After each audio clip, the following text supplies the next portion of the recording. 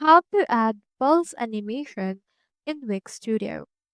So if you want to successfully add a pulse animation, you can either add it into an image as well as text and button. For this case, I'll head over and add it into this button. Now for this, what we can do is we can click on a button and click onto this open inspector icon.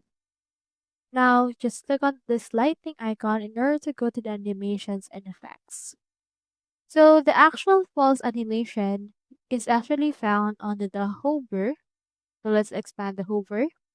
It's also found into the loop as well as the mouse effects. So you can just choose between the three wherein you want to add it. For this case, I'll choose in here the loop.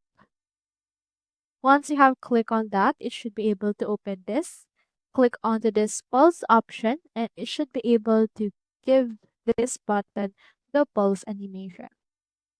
So that's how you add pulse animation on Wix. Hope we helped.